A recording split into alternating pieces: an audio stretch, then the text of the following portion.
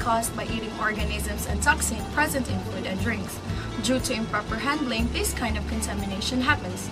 There are some common foods that causes food spoilage, such as raw poultry, unpasteurized milk, poisonous mushrooms, pesticides in fruits and vegetables, raw egg products, and water.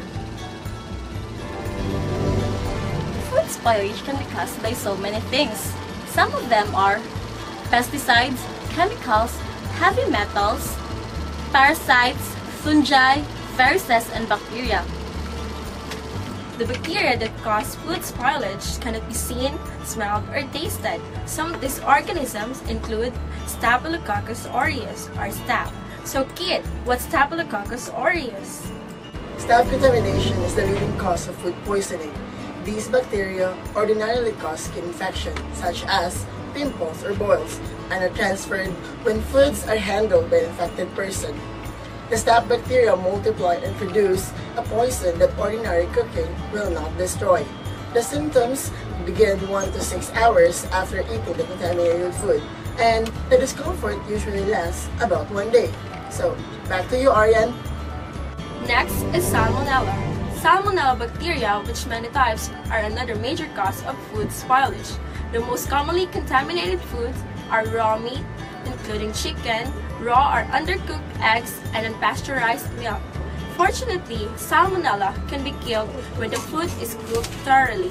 Symptoms caused by Salmonella poisoning start 16 to 48 hours after eating and may last 2 to 7 days.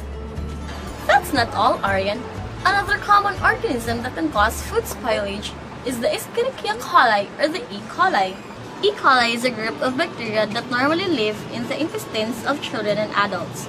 A few strains of this bacteria can cause food-related illness. Undercooked ground beef is one, although raw produce and contaminated water have caused some outbreaks.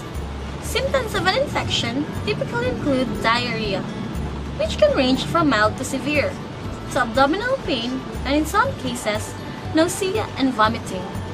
But that's not all. Other organisms are Clostridium, perfringens, shigellosis, Campylobacter, botulism, and cryptosporidiosis. That was something! So, how do we treat food poisoning? Here is one tip. In most cases of foodborne illnesses, all that's necessary is to limit eating and drinking for a while. Seriously? I'd rather prevent this. Prevention. Most foodborne illnesses are preventable if you observe these following guidelines. Guideline number 1. Be especially careful when preparing raw meats and poultry. After you have rinsed it thoroughly, wash your hands and all the surfaces that have come in contact with it with hot, sudsy water before continuing your preparation. Guideline number 2. Always wash your hands before preparing your meal and after going to the bathroom. Guideline number 3. If you have open cuts or sores on your hands, wear gloves while preparing the food. And guideline number 4, do not prepare food when you are sick, particularly if you have nausea, vomiting, abdominal cramps, or diarrhea. But that's not all. Guideline number 5. Carefully examine any canned food for any signs of bacterial contamination. Look for milky liquid surrounding vegetables. It should be clear. Cracked jars, loose lids, and swollen cans or lids. Guideline number 6. Buy all meats and seafood from reputable suppliers. Guideline number 7. Do not use raw unpasteurized milk or cheese made from raw milk, and do not eat raw meat. Guideline number 8. Do not give honey to a baby under 1 year of age. Guideline number 9. Do not let prepared foods, cooked or cured meat, cheese, or anything with mayonnaise stay at room temperature for more than 2 hours. Guideline number 10. Do not interrupt the cooking of meat or poultry to finish the cooking later. In conclusion, food spoilage is present in food and drinks that is caused by improper handling of food products. Food spoilage can be treated, but can also be prevented. The symptoms are so mild that we can hardly register it into our minds. The symptoms develop within 1 day, or it may show up within 12 to 48 hours. It lasts for more than 2 days, but depending on its seriousness, it only took 1 week for its recovery.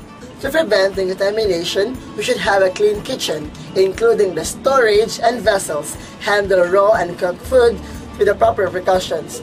Cook food to the maximum temperature to avoid presence of bacteria, and heat canned foods before tasting. This is our topic for today. And this is the antibacterial group.